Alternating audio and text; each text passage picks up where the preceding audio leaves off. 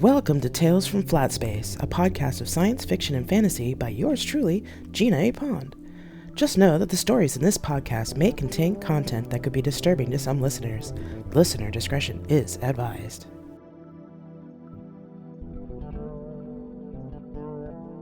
This is Unity, Part 2, Station, Chapter 21, Jack.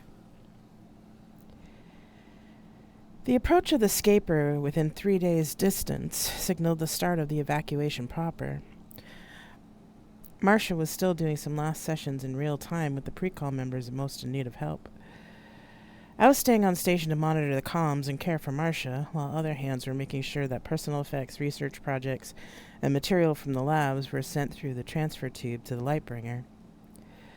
The day before the final evac, the laboratory and living modules from Lightbringer were attached to the core of the station with a special double airlock and self-contained section for taking samples from the pre-call team. It looked similar to what the Canaries used when they first set up their hab on a planet, and I wondered if maybe we got that tech from Survey. Lucifer volunteered to dock the scaper remotely, since the team that would normally do it were being evacuated. The captain agreed to this since, according to Lucifer, Survey AI were much more accurate and deft at ship manipulation than any human. While waiting in ops, I monitored the communications between the science director on the pre-call ship and Lucifer, with the captain cutting in every so often to confirm orders or approve actions. It looked as if me, Marcia, and the captain would be the last ones off. I didn't mind avoiding the rush, but I was worried about Marcia since she was still running on very little rest. There were psychologists from the Lightbringer staying with the scientists, so I was hoping that she'd take some time off. The comms board lighting up brought me out of my thoughts. There were several messages coming in from the Unity beacon all at once. Captain, we're getting a ton of urgent messages, and one is also marked time-sensitive. Audio or video for the double-marked one, Beckett asked. Video, sir. Play it, and route the rest to my station. Yes, sir. I pressed play, and a woman in an admiral's uniform appeared on the screen. This is Admiral Gina Arroyos, in command of the cruiser Zenobia. Unity has been advised of your situation. Your crew will prepare for the investigation into this matter, which will include interviews by my staff. I've also been advised by political officer Robert Morgan that one of your staff is, presumably, the wanted criminal Julian Kozolezi. We will transfer him to our ship immediately for trial at Unity Hub. Be advised, Captain, that any lack of cooperation in this investigation will be seen as insubordination and grounds for courts-martial. We should be arriving at 1400 local time. Arroyo's out. Captain, I started to say. I think not, said Lucifer in a tone that seemed much harder than I'd heard from him before. The captain groaned. Fuck me. Out of all the fucking admirals, they had to send that hard-ass bigoted bitch. They got up and paced around ops, swearing in increasingly more colorful and creative ways until they got it out of their system. Finally, they sat back down at their station. How long before she gets here? Assuming this was sent today, about another hour. Crap. We won't be quite done when they get here. Alright. Collect all the data against Morgan and get it ready for transfer. You might as well include all the stuff for Adelson, too. Lucifer, what about Jenny? You don't have to worry about her, Captain. I have named her a Survey citizen. We have no extradition treaties with Unity, about which I will duly remind the Admiral when she arrives. I breathed a sigh of relief. At least Jenny was safe. All right, Lucifer. We will need to have Morgan, his staff, and Adelson ready for transfer, though. Captain, I am aware of Unity procedures in these matters. Of course, the captain said.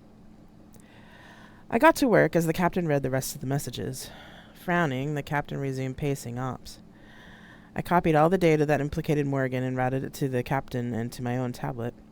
I didn't trust Unity government at this point, and I had a feeling that some of the data might just not be found once it arrived at Unity Hub. 20 minutes later, the proximity sensors flared to life along with the comms panel. Sir, the scaper is here, I said. Captain looked up from their messages and said, Put it on.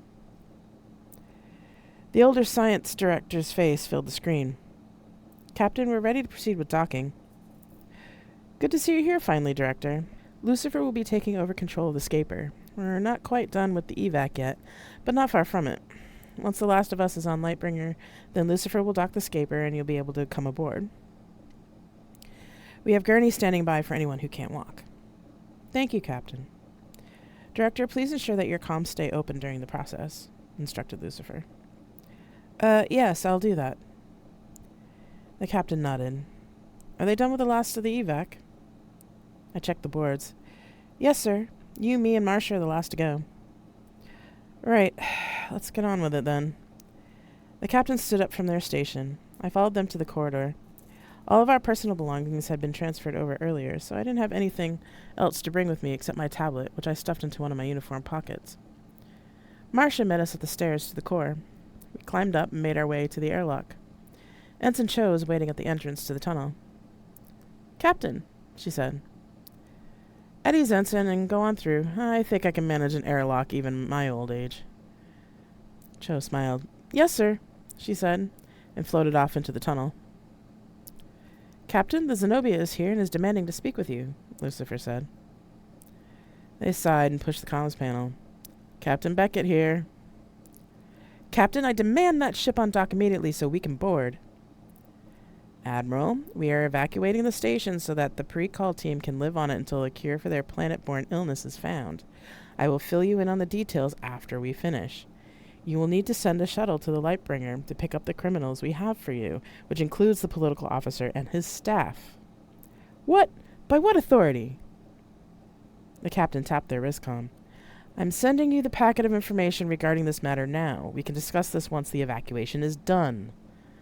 They shut off the comms panel. Well, after you. They gestured for Marcia and I to enter the tunnel. Marcia gave them a look. Marcia, it's tradition. The captain always leaves last. The chaplain rolled her eyes and entered the tunnel. Suddenly understood what was about to happen. I looked the captain in the eyes and could see the resignation and guilt in them. They nodded to me, but I hesitated. Give them this, Jack, said the Morrigan. I looked at Beckett again and held out my hand. They took it briefly, then gestured with their chin towards the airlock. I saluted them, then entered the tunnel. Once I was in the tunnel proper, the airlock and tunnel doors closed, leaving the captain on the station. The tunnel began to retract, and Marcia turned around. Jack, where's Sam? I didn't say anything. I didn't have to.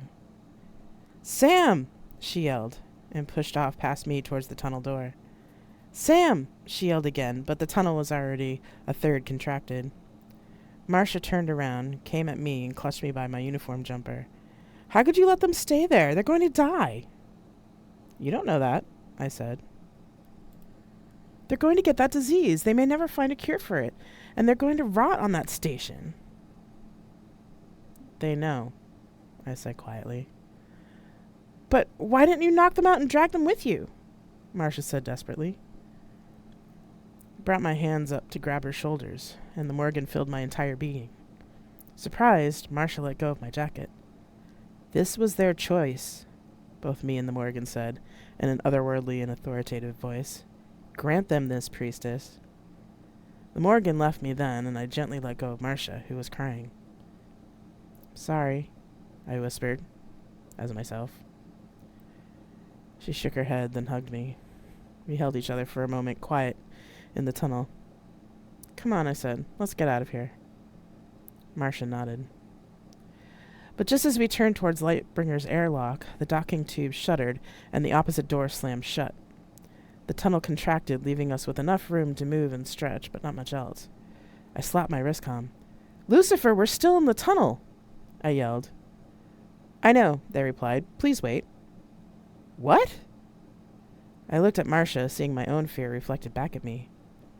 The tunnel began to tumble, and we started getting bounced around. We grabbed for the tunnel struts, and I made my way from strut to one of the transparent panels that were set at intervals throughout the tube. I looked through the blurry transparent film, and at first saw the station, with its thrusters lit. But when it flipped over again, I could see Lightbringer listing away in the opposite direction, with a cloud of debris drifting from the end of the giant tubular ship. Holy shit, I exclaimed. What is it, Jack? I think there was an explosion on the Lightbringer. There's debris coming off the end of the ship. It looks like Lucifer detached the tunnel when it happened and we're drifting. We looked at each other. This isn't exactly how I pictured making sure you got some quiet time today, I quipped. Marcia let out a hysterical laugh. Then we both started laughing. When we stopped, we both looked at each other. Lucifer will come for us soon, she said. I nodded, watching the survey ship drift farther from view. Chapter 22. Jack. Jack? Marcia? Can you hear me? Said a distant voice. It took a minute for my brain to register that I was hearing Lucifer. I carefully opened my eyes to see Marcia still wrapped in my arms. I could still feel her breathing and thanked all the gods that she was still alive. We were still in the docking tunnel, but we were no longer tumbling. In fact, we were moving towards one end of the tunnel, which meant we were being pulled by the other end. I slowly and painfully extended an arm to hold on to a strut. My cold joints and fingers didn't want to do what they were supposed to do, but I managed on the third try to hook my fingers into one. It was then I remembered that Lucifer had asked a question. Jack? Marcia? Lucifer asked again. We're alive, and yes, I can hear you. I shivered. Oh, thank the Creator. There was an explosion on the aft end of the ship, which is now under control, but it knocked out some of my systems, so I couldn't get an accurate lock to jump you out. I'll explain more about what happened once we get you on board and treated in the medbay. Pause for a second. Jack, do you know why Captain Beckett is still on board the station? I closed my eyes again, mostly because the cold of space hurt, but also to keep my eyes from tearing up and freezing. Their choice. Ah, I see. There's a probability of them doing so. Well, one of the demons is pulling the docking tube to the port closest to the medical facilities. The emergency team will come in after you. They tell me to tell you not to move more than you have to, since you could hurt yourselves, which is why I'm not jumping you out. My people will take care of you, and then we will talk.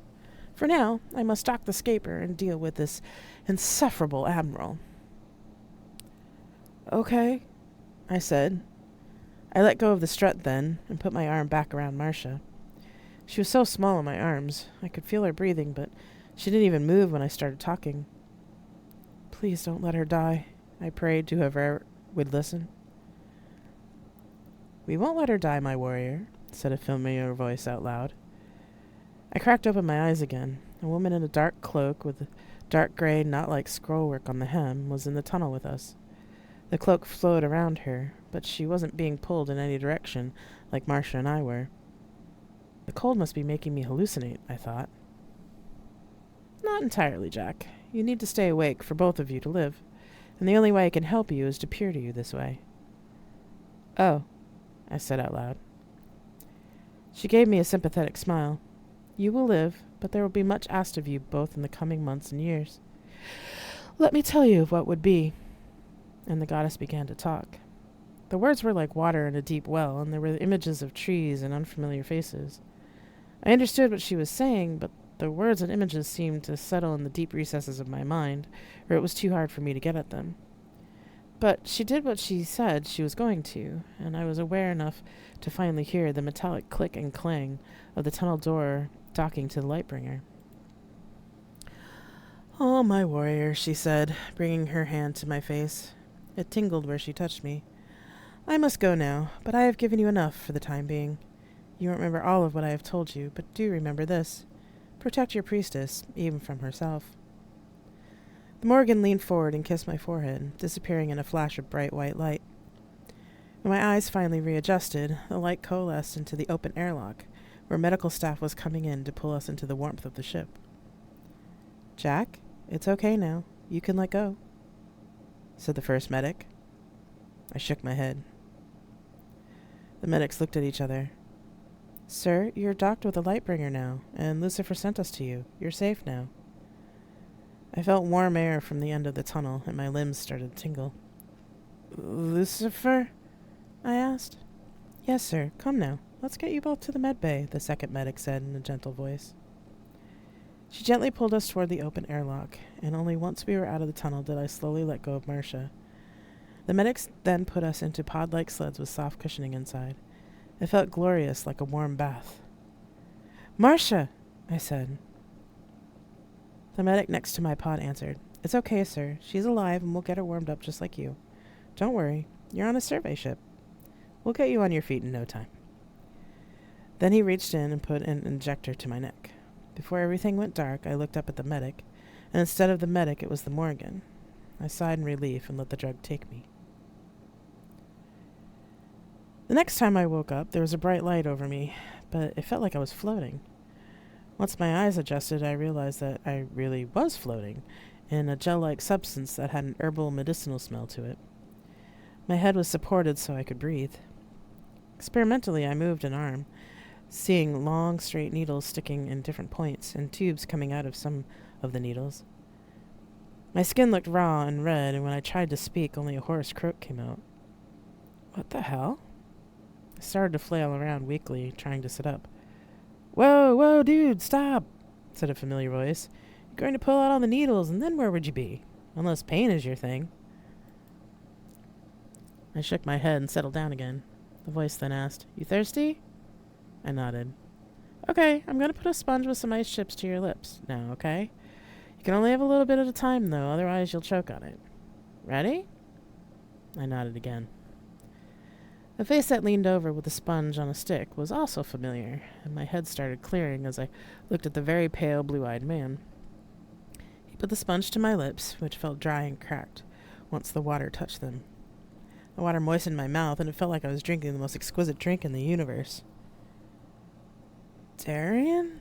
I managed to finally say in a croaking whisper. "Awesome! You remember me. Yeah, it's me.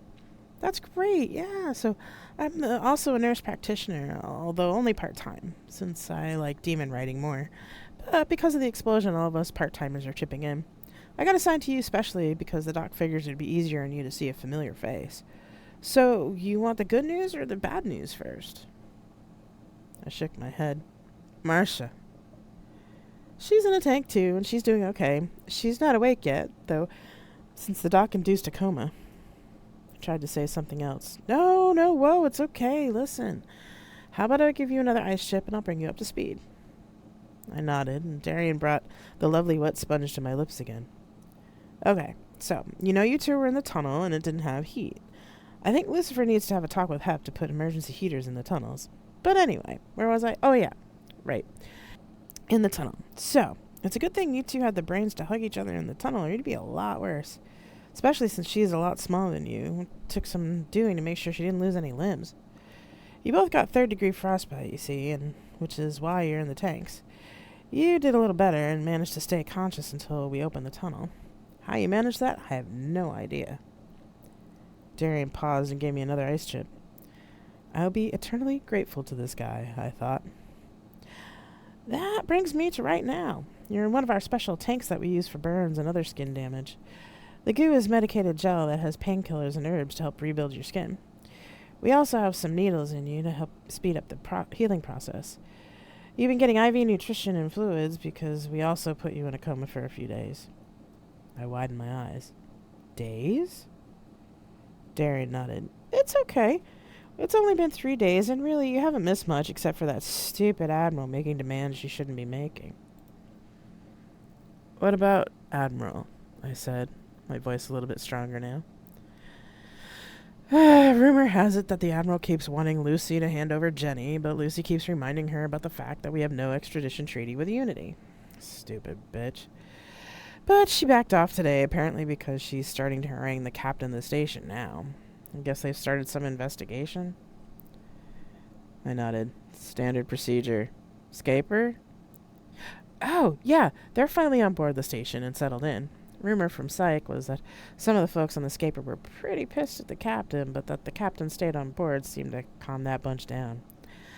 My buddy in the lab said they started the captain on a lower dose supplement to see if it'll slow the disease's progress. The biochemistry of this bug is pretty gnarly, though. The DNA is nothing like I've ever seen before. It has like 2 extra base pairs. Can you believe it? And they figured out that something about this DNA is disrupting mitochondrial function, too. So they're already starting some therapies for that. Oh yeah, that brings me to the bad news. The CMO of the station broke protocol and exposed himself, so now he's quarantined on station too. Darian frowned, and I mirrored it. Not too surprised, I said. Well, yeah, Captain Beckett was pissed, but, well, not much they can do about it now. But that also means they have an extra doctor on the inside, so I guess that helps somewhat? I nodded. How long in here? I asked. Oh, well, that's the good news. Doc thinks it'll be another couple of days, and your skin will be healed enough for you to come out of the tank. It'll be pretty tender for a few days after that. Then you'll need to stay here for a little bit of physical therapy. But it'll also mean that you'll be able to eat real food again. I smiled. That's good. What happened to Lightbringer? Darian's face got angry. That crazy fucking psych guy had a bomb and blew out the docking port of the mid-ring. Took out half the HAB section and nearly damaged the core. Luckily, we have Lucifer looking out for us, or we'd have collided with the station. Thankfully, Hef was in the sector and here now to do repairs. Can you believe that fucker? Darian, that's enough. I'll brief Mr. Kirby on the rest when he's well, interrupted Lucifer. I'm sure you have other patients to tend to. Yeah, okay. I'll talk to you later, Jack. I'm going to have to give you something now to help you sleep. I heard some shifting around, then a beeping sound, and the world faded again. The next time I woke up, I was in a regular hospital bed. I was clean and dry, with only IVs in my arms. The room wasn't very bright, thankfully, as my eyes felt a little raw and tight. So did my skin. I was in my own room, which wasn't large, but it did have a bathroom, and a screen on the opposite wall from me showing a forest scene. I looked around from some sort of remote or controller, but couldn't find one. I tried to speak at first, but ending up having to clear my throat, then tried again. Lucifer? Ah, Jack, you're awake. Lucifer, can you change the wall screen to something other than a forest? I asked. Yes, of course, my apologies. And immediately the scene shifted to a beach scene. I breathed a sigh of relief, then relaxed again. Thanks, Lucifer. My pleasure. Also, since I know you'll be asking anyway, Marcia is also out of her tank and in a hospital room. Right next door, actually. She's been awake once so far, but the doctors have been keeping her mostly sedated during the healing process. They should be easing her off the sedation in a day or so. She did ask after you, so we let her know that you were doing fine. I don't think she'll believe the doctor until she can actually see you. I don't always interpret human emotion correctly, but her expression was fairly easy to figure out. I smiled. Yeah, sometimes Marcia is pretty easy to read. Not all the time, but when she's determined, it shows. Yes, I can see that. When you are both conscious, I'll fully brief you on the situation. As you know, the pre-call team made it safely into the station. Oh, and your friend Mark has agreed to work with Jenny, so he is also sorted out for the time being. There was a pause. We will talk more tomorrow, Jack. Right now, the physical therapists are coming in to help you get up and move around, and to teach you how to care for your skin. The AI paused. I will need both of you at your best. What do you mean? I asked. Later, Jack, Lucifer said, as the doctors and nurses came in. I didn't have much time to think about it while they were manipulating my limbs and putting medicated balm on my tight skin.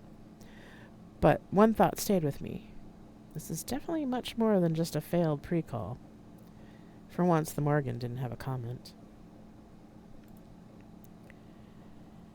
Chapter 23. Jack. A day and a half later, they finally let me see Marcia.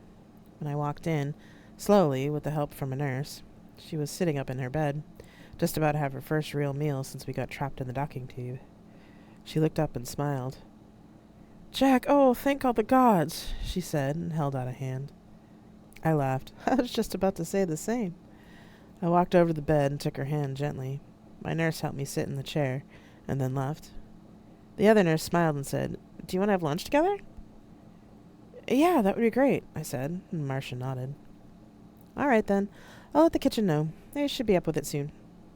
And she left us alone in the room. We sat quietly for a few minutes. I was just happy to see her alive and awake again. I gave her hand a squeeze and then let go of it so I could sit more comfortably in the chair. What is it about hospital chairs? I said. Marcia laughed. Suppose it's not the visitors' comfort they're worried about? I think you're right. We were silent for a moment, then Marcia said, quietly, "Thank you, Jack. I don't know if I would have made it without you there." Oh, I scrubbed my hand through my hair and blushed a little. "No, really, Jack. The doctor said that if it hadn't been the both of us out there, I wouldn't have made it." I really looked at her then and saw that she was still a bit ashen. Her hands had discoloration from the frostbite burns. A foggy memory of what Darian had told me while I was still in the gel tank came back to me, and there wasn't much I could say. I just smiled at her. Thankfully, I was saved by our lunch being brought in. When the orderly left, I set down my cup of broth and said, "Marcia, I don't think it was just me that saved you, or rather, us." I told her about my encounter with the Morrigan in the tunnel while we were waiting to get picked up by Lucifer. At the end, she told me to protect you. I was going to say, even from yourself, but somehow my throat closed around the words. I didn't feel like the Morrigan was doing it this time. "Now, don't be mad. She just ain't ready to hear that from you," said a different voice in my head. This one sounded like an old grandfather. I sighed. "Not another one." "You know who I am, son, but don't worry, I'm not asking you to be mine. You hear me because she does, and you just share death together. Sometimes she'll listen to you better than me." I sighed again, but Papa Legba didn't say anything more. "What were the sighs about?" Marcia said, curious. I jumped. The chaplain raised her eyebrows. "Oh, well, apparently your spirit has decided to start talking to me directly because we shared a near-death experience." She laughed at my grimace. "That can happen sometimes, especially when people get close and they both work with spirits. I've never worked with the Morrigan before, but she's been showing herself to me since you came up to the station. She came through you quite strongly right before the tunnel closed off." Marcia made a little show of opening her gelatin dessert, trying to look away from me for a moment. "Marcia?" How do I tell her about the captain? I looked at my hands, then took a breath. "It wasn't just her, Marcia. I let them go, too. I think they were planning to do that from the time the science team realized they had no cure." I paused and said quietly, "It's probably what I would have done if it had been me." Marcia looked up at me then. There was some shock, some anger, but a small bit of understanding in her eyes. She shook her head. "All this time in the military, and you'd think I'd understand warriors by now." "You understand me well enough," I said with a smile. "I understand the aftermath, and I understand sacrifice, but not the need to protect at all costs." I shrugged. "If I totally understood it myself, I'd explain it to you." She nodded, and we went back to our lunch. Marcia. After another week of therapy, once we were transferred to regular beds, Jack and I were both declared fit enough to leave the medbay. We were shown to our assigned quarters in one of the guest houses. What fascinated us both was that while you knew you were on a very large spaceship, the insides of the ship looked like the neighborhoods on a colony planet. The rooms in the guest house didn't feel like rooms on a spaceship, and nearly every wall had some sort of painting or mural on them. There were even sculptures and other three-dimensional art in special niches in the walls, which looked like they could be closed in the event the ship stopped rotating. Every room had a different design, and even the furniture looked like works of art. I was amazed and impressed. We had been assigned survey-style wristcoms and had clothes printed for us so we could get to the guest house. The rest of our personal possessions from the station had been delivered to our rooms. Lucifer suggested we might want better clothing from Lightbringer stores, as all we had were Unity Fleet-issued clothing. First day out of the hospital, I ended up laying down on the bed, and the next thing I knew, it was the next morning. I sat up groggily, feeling itchy, with the need for a bath and a change of clothes. I got up, took a shower, and got dressed. "Lucifer, is Jack awake yet?" I asked. "He just woke up, Marcia. I would like to talk to both of you about the bombing and other topics. It would be easier if you were together for it." Yes, Lucifer, Jack can come and have breakfast with me, I teased the AI with a smile. Let him know he can come over as soon as he's ready. Thank you, said Lucifer. I will do so. Please avail yourself of the food printer. There's no limit on what you can order. Interesting, I thought. Unity pre-call station printers had ration limits. Generous, but still limited. I scrolled through the menu, which had a huge range of dishes. Suddenly, the fact that I'd barely eaten solid food in the last weeks made me kind of giddy at the choice. I was still ordering food when the door chimed. Hey, Jack, come on in. A little birdie said you were ready to come over, I said. Jack came in, smiling, and sat down. Well, the same little birdie promised breakfast, so... Marcia laughed. I've got that covered. I can see that, he said, as he eyed all the dishes on the table. We both filled our plates with food and filled our mugs with coffee, real coffee, and chatted a bit before Lucifer spoke. Well, my friends, now that I've fulfilled my obligation to your doctors, I now need to discuss some urgent matters with you. The screen on the wall opposite the table came to life, showing a still of Adelson, Morgan, and Morgan's staff being led to an airlock. I put down my fork to stare at it. This footage was taken right before the bomb went off. If it had gone off anywhere else, it wouldn't have caused quite so much damage, but because it was near the airlock near the core, it could have nearly torn the ship apart, and either severely damaged or killed me. I think Adelson knew that. My eyes widened at the revelation. So did Jack's. It was sobering. After a moment I asked, how did Adelson smuggle a bomb on board? Watch, Lucifer said, and the video began to play. The video followed the 4 Unity guards and the 6 prisoners through the central core doors.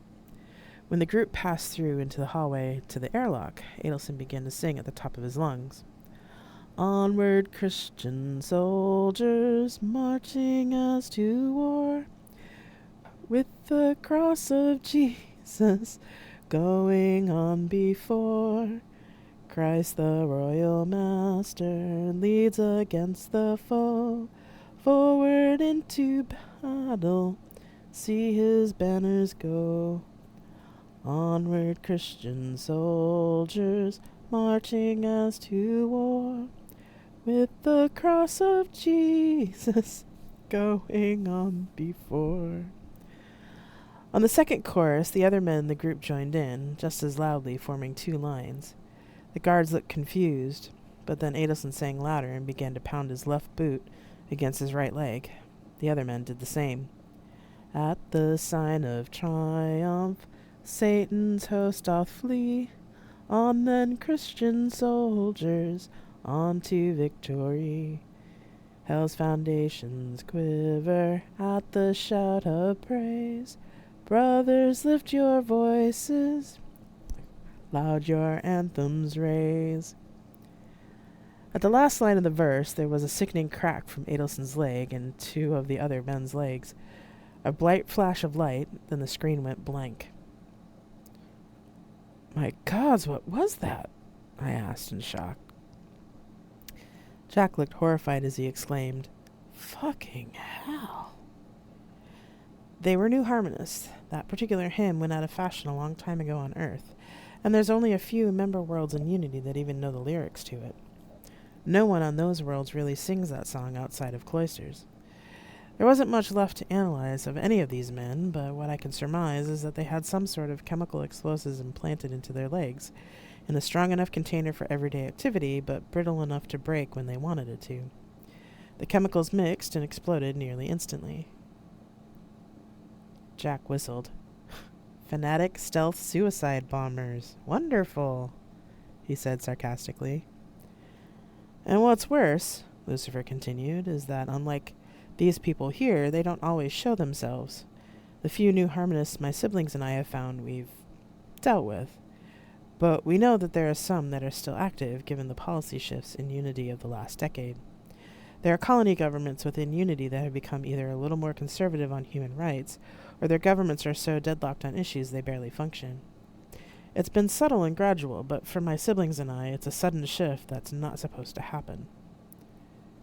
Jack looked at me, confused. I knew exactly what Lucifer meant when they said that Survey had dealt with the harmonists. You've been influencing Unity? For how long?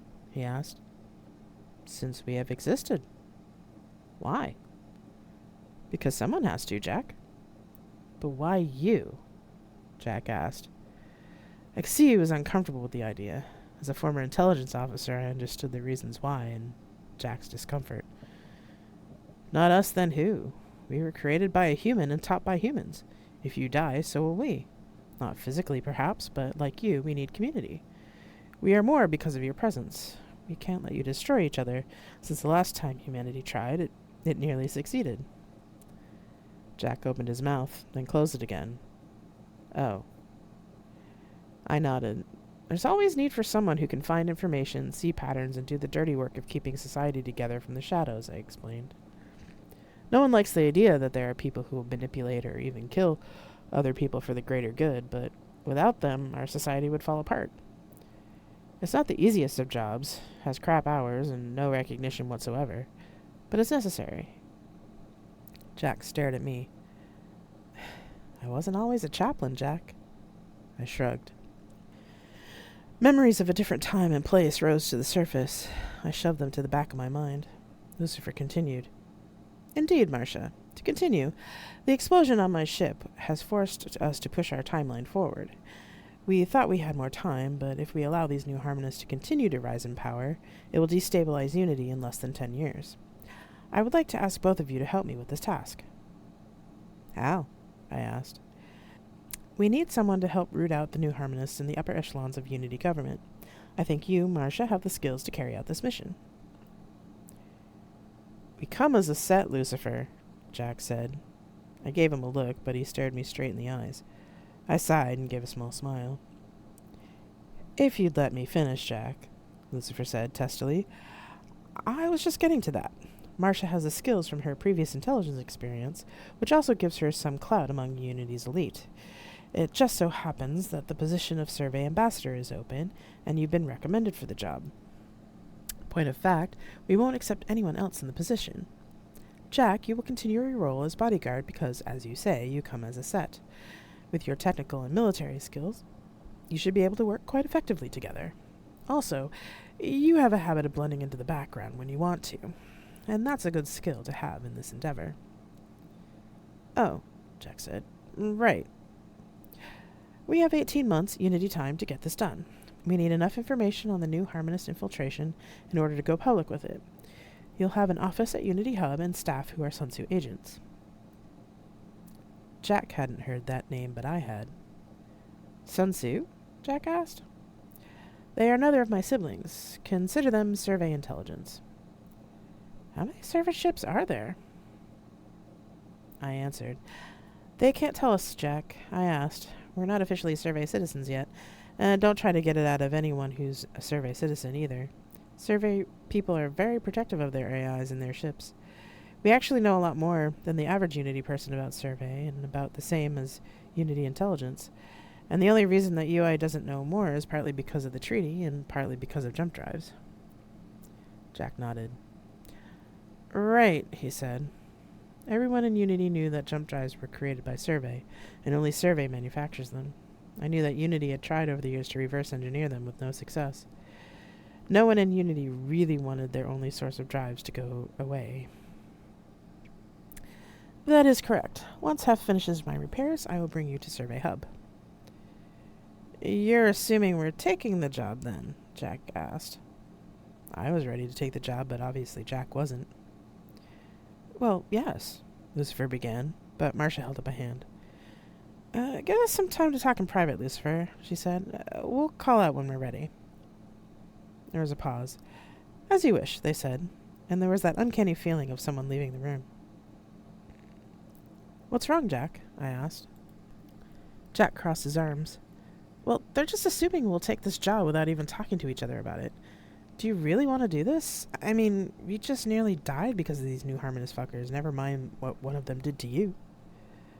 Of course, I said without hesitation. We more or less signed on as soon as we knew where these people were from. If these men have risen up the ranks of Unity, then we have to stop them. I've seen what people like them can do, Jack. I won't allow it. But, Jack started to say, I interrupted him. Jack, I can be your partner and we can be family, but you are not my keeper. I'm responsible for my own life, just as you are responsible for yours. We both have free will, Jack. Yes, I am going to do this. I won't force you to come with me. If you do come, I expect you to actually be my partner and not interfere with what I do just because you think I'm in danger. I expect you to tell me when a situation will be dangerous and to let me know what those dangers are, but...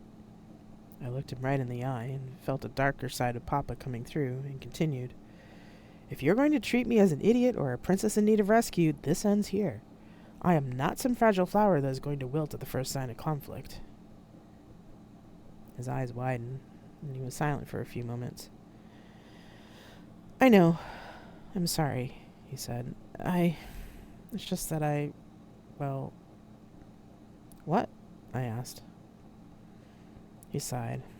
I just found someone that I give a damn about as much as I did Hans, and we nearly just died, and I don't want to lose you. He finished in a rush. Papa let me go, and I sighed. Jack, you will lose me someday. That's a given. But if we can work together, that day will be much farther in the future.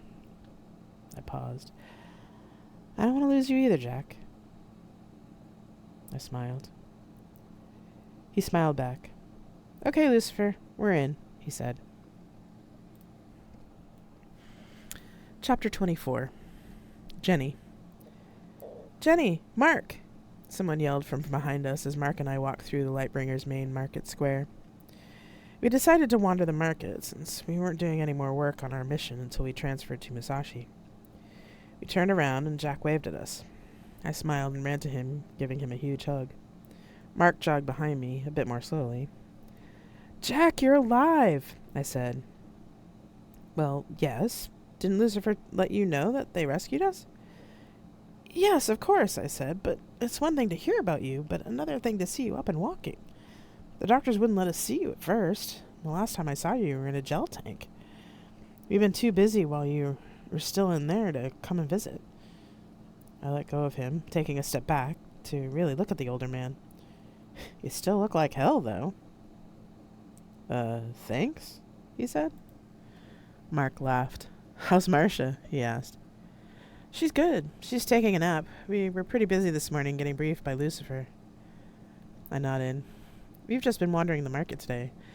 We don't have much to do at the moment. What were you briefed on? Nothing I can really talk about right now, unfortunately, he said. I nodded. Same here. I'm glad we caught up with you, though. We're going to be leaving soon, so we wanted to take you and Marcia out to dinner. You're leaving? He said.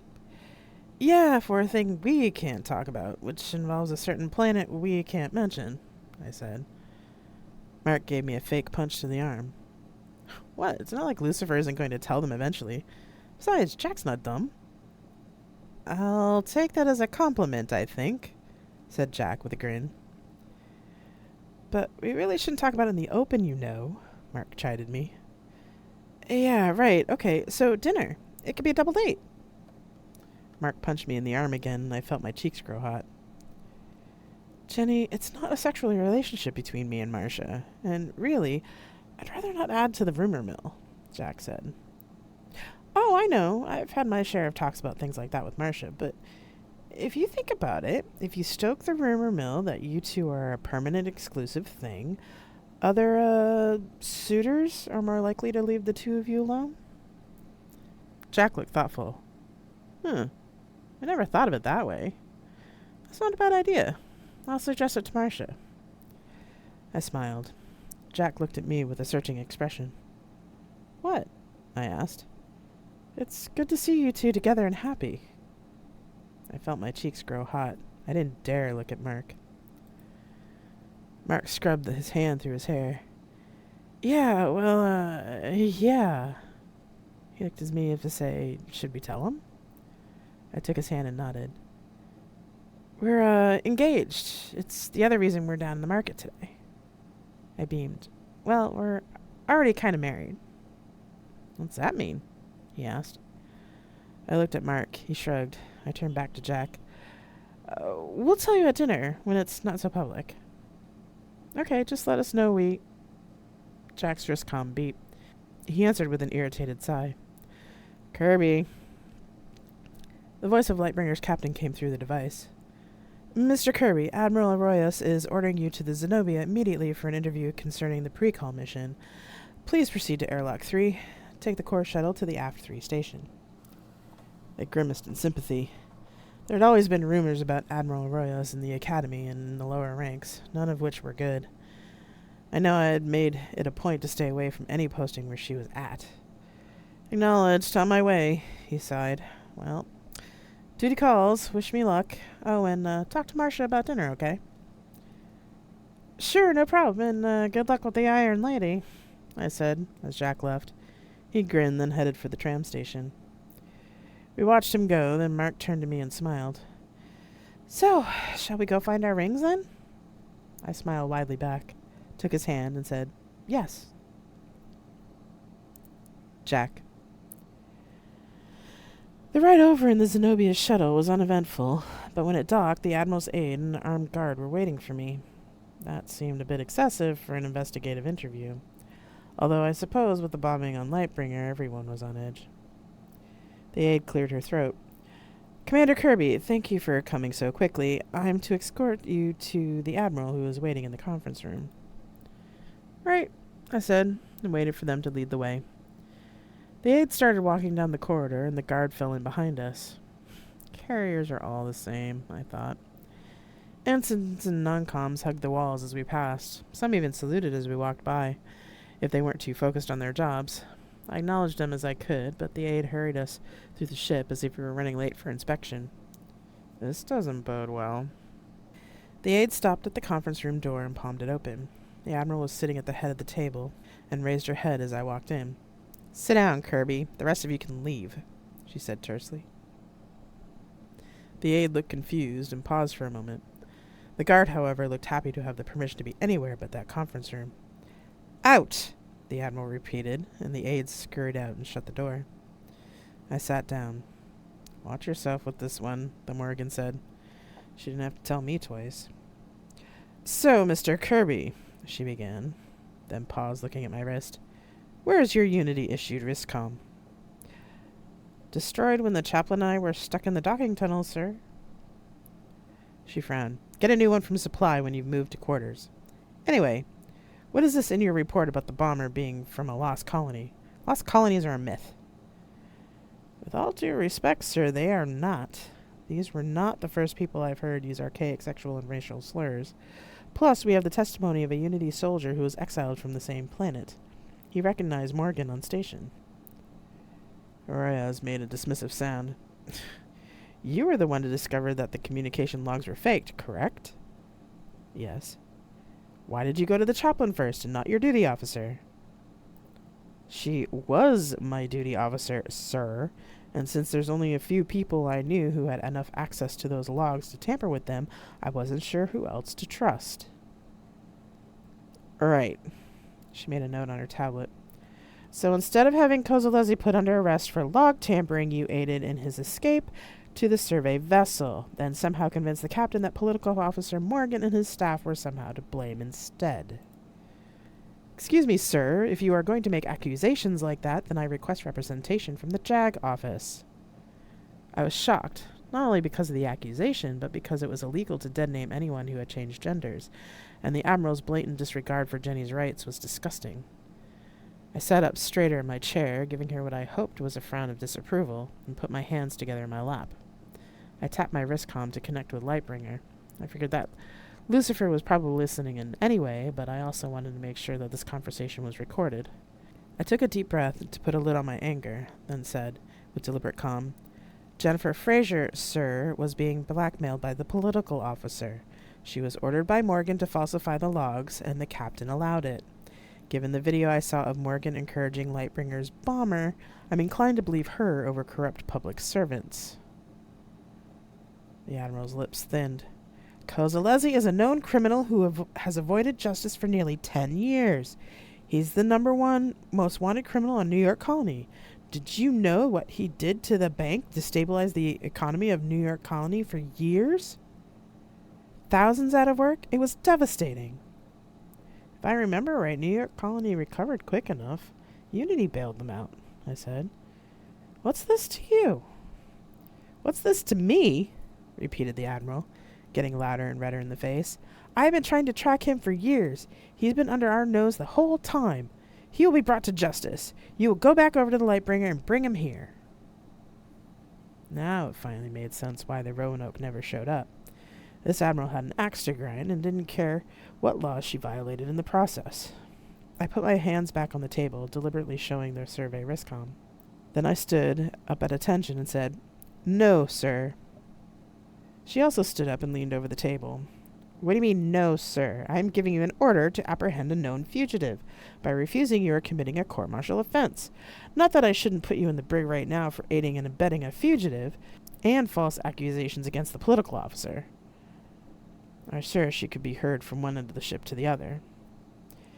"If you'll excuse me, Admiral," said Lucifer over the ship's comm system, "I believe you, too, are violating several Unity laws in this conversation, not the least of which are Unity privacy and discrimination laws against transgender individuals. But also you are creating a diplomatic incident with Survey." I tried not to laugh, as the Admiral almost literally turned purple with rage. She pressed her wristcom. "Arroyos to bridge! Cut off all communications coming in from Lightbringer!" "But we're not receiving any communications, sir," said the comms officer. "Then jam all communications! I want nothing to be able to come in," she yelled, then jammed the button again. She turned on me. "Now you will obey my orders and bring Kozolezi back to the Zenobia." I said nothing in response. I stood at attention and stated clearly, "I request legal representation according to Unity Fleet Article 31. "You have no rights here, Lieutenant. You will do as I command." I was about to ask for a lawyer again, but suddenly there was a slight pop and a nanopicket appeared on the table. The Admiral didn't even acknowledge its arrival. She was so wrapped up in her anger.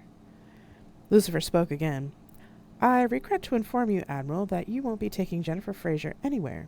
She has been granted Survey citizenship, and Survey has no extradition treaty with Unity. When you're ready, Mr. Kirby." I smiled now, partly because this Admiral just got told off by Lucifer, and because the Admiral had made my path clear. "Since you are violating Unity Fleet law and not granting my request for representation, I am resigning my commission as of now. I will file a complaint with Unity Hub and Unity Fleet of your blatant civil rights violations regarding Jennifer Fraser, and complete disregard for her personal sovereignty. Also for ordering the kidnapping of a Survey citizen." "Security!" she yelled. "I will throw you in the brig, mister. You'll be lucky not to spend the next 10 years in jail after you're dishonorably discharged."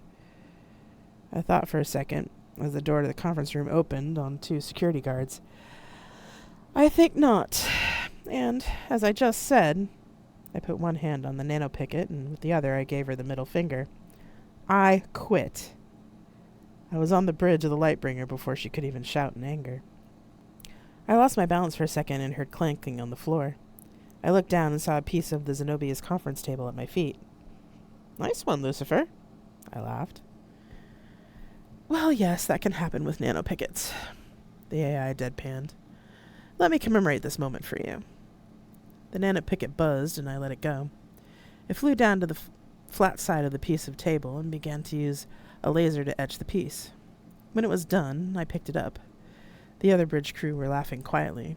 I read the inscription, which also had the date. "The day that you flipped off an admiral." I laughed. "Thanks, Lucifer." "You're welcome," I said. I saw the Zenobia moving on the screen. "Now, we need to deal with this admiral once and for all," the AI said. I was going to ask what they were going to do, but one of the bridge crew put up a finger to their lips and mouthed, "Watch." They grinned. A seat on the far wall popped out of its storage spot, and I sat down. The Admiral came over the comm. "This is Admiral Arroyos of the Zenobia. You are harboring the lone criminal Julian Kozolezi and the deserter Jack Kirby. You will hand them over at once." Lucifer, unlike the Admiral, responded calmly. "As I already told you, Admiral, Survey has no extradition treaty with Unity, and I will not hand over Survey citizens. We take care of our own, Admiral, and if there's anything that Jenny or Jack need to be tried for, we will handle it in our own courts." I sat up straight, surprised to be named a Survey citizen. One of the nearest members of the bridge crew gave me a thumbs up and a wink. "Then prepare to be boarded," said the Admiral, and cut off our comms. "I think not," said Lucifer. Musashi's here, Lucy, said the captain. This should be fun. A new ship showed up on the main viewer. Unlike Lightbringer and Hephaestus, the new ship was sleek and smooth, and such a deep black that it seemed to become a hole in space. I could only see against the blackness of space because of the angry red running lights all along its hull.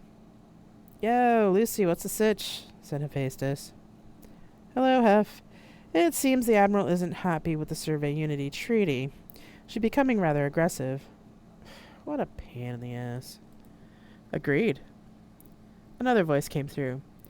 I will take care of this, my siblings. I was hoping you would, Musashi, said Lucifer. Oh yeah, go get him, Mia. There was an actual sigh from Musashi. Please refrain from calling me that in public, Hephaestus. Whatever. Lucifer cut in. If you would, brother, I'll leave the channel open. Instead of answering, the black ship seemed to ripple, and thousands of tiny black drones with red lights broke off and surrounded the Zenobia. Musashi spoke again. This is the survey ship Musashi. According to Survey Unity Treaty, any Unity ship that is being aggressive towards a survey vessel will be dealt with as survey sees fit. You are surrounded by drones with active warheads. Any attempt at boarding, sibling, or firing on any of us will be met with force. You have been reminded multiple times that Survey has no extradition treaty with Unity. You will withdraw, or we will disable your vessel and drag you back to Unity Hub in disgrace. The way Musashi spoke made you feel like you had gone to the principal's office. I could just imagine the look on the Admiral's face. I hid a snigger behind my hand. I wasn't the only one. The Lightbringer is harboring Unity criminals, the Admiral started to reply, but Musashi caught them off. Preparing to fire in 10. The Admiral was still trying to plead her case. But you can't. 9. 8. 7. The cloud of drones rippled, and the carrier moved away from the drones, then winked out as their jump drive kicked in. I sighed in relief and watched as Musashi's drones returned to his ship. Thank you for the assistance, brother, said Lucifer. Did you receive your passengers? Yes, my sibling. Please tell the first we are en route, and we will now be running radio silent until we reach our destination. Understood. Safe travels. Thank you, my sibling. Musashi, too, winked out of existence. Well, Lucy, that was fun, said Hef. I suppose it's time to get back to work, though. Yes, brother, I really would like to travel sometime this week. Right, on it. As Hef left, the whole bridge started laughing. One of the bridge crew said, You gotta admit, what Musashi lacks in humor, he sure makes up for in style. The rest of us started laughing harder. No one could argue with that.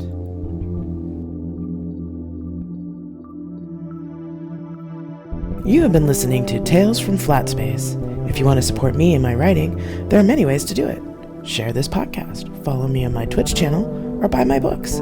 All you have to do is go to revgenapon.net and click on the relevant links. Thank you very much for listening, and I'll see you next time.